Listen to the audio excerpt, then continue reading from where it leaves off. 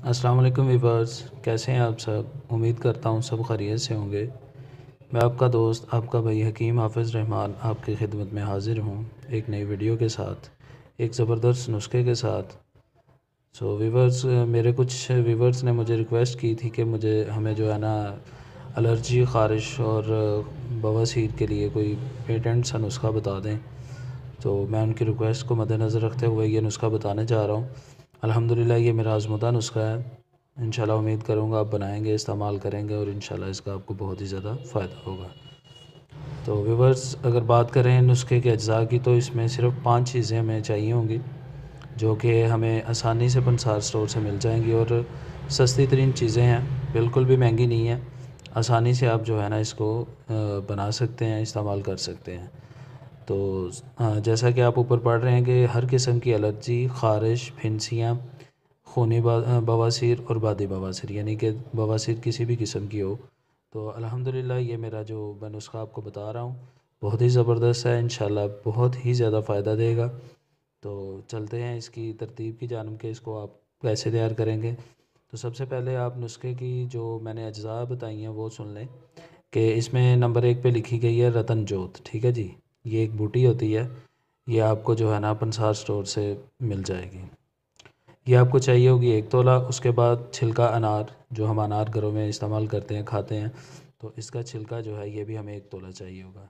Number 3 पे जो है ना चास्कू है, जिसको चाकसू बोलते हैं, लेकिन आम लोग जो है ना चास्कू कहते हैं इसको, लेकिन सही लफ्ज़ इसका चाकसू है।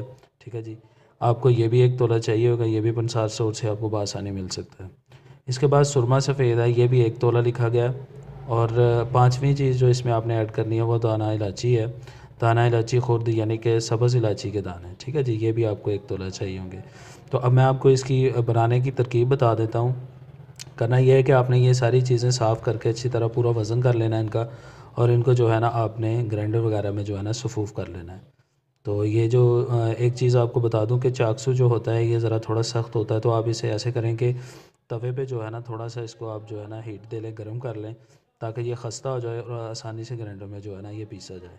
तो व्यूअर्स, इसको जो है ना आपने पाउडर बना लेना है। पाउडर बनाने के बाद अब मैं आपको इसको इस्तेमाल करने की तरकीब बता देता हूँ।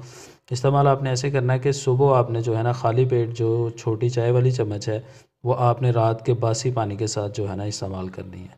और इसके बाद आपने जो है ना रात को सोने से पहले 1 छोटी चम्मच आधी चाय वाली जो होती है वो आपने रात को सोने से पहले जो है ना ताज़ा पानी के साथ इस्तेमाल कर लेनी है। तो कोशिश करें ये जब भी आप नुस्खा इस्तेमाल करें तो इसमें जो है ना ताज़ा पानी ना हो, बासी पानी हो। जितना पुराना पानी होगा इंशाल्लाह उतना ही ज़्यादा फ़ायदा देगा।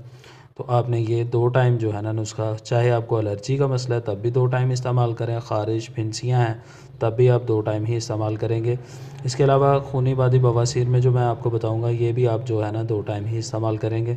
लेकिन अगर देखा जाए कि इस नुस्खे के साथ आपको थोड़ी बहुत कब्ज़ की शिकायत हो रही है, तो आप इसके साथ ऐसा करें कि थोड़ी सी ना देसी घी में चूरी बनाकर इस्तेमाल करें और उसके साथ गर्म दूध इस्तेमाल करें, फ्रूट्स वगैरह खाएँ, पानी ज़्यादा पिएँ ताकि आपको कब्ज़ ना हो। तो मैक्सिमम आप जो है ना ये 6 हफ़्ते ये नुस्खा इस्तेमाल करेंगे तो इंशाल्लाह ये जितनी भी बीमारियां मैंने आपको बताई हैं, एलर्जी, ख़ारिश, फिनसियाँ, बवासीर, खूनी हो या बादी बवासीर हो, तो इंशाल्लाह अल्लाह के हुक्म से ये जो है ना मेरा नुस्खा, इसके साथ आपको बिल्कुल आराम आ जाएगा। तो इस नुस्खे को बनाएं, इस्तेमाल करें, मुझे अपनी दुआओं में याद रखें। इंशाल्लाह एक नई वीडियो के साथ दोबारा आपकी खिदमत में हाज़िर होंगे। तब तक के लिए आपसे इजाज़त चाहूँगा। तो जो व्यूवर्स मेरे चैनल पर नए हैं तो उनसे रिक्वेस्ट है कि वो मेरे चैनल को सब्सक्राइब करें और बेल आइकन के बटन को भी प्रेस करें ताकि मेरी हर नई आने वाली वीडियो उनको जो है ना आसानी के साथ मिल जाए। तो इंशाल्लाह उम्मीद करूँगा आपको ये मेरा नुस्खा पहले की तरह बहुत पसंद आएगा, इंशाल्लाह बहुत फ़ायदा भी देगा।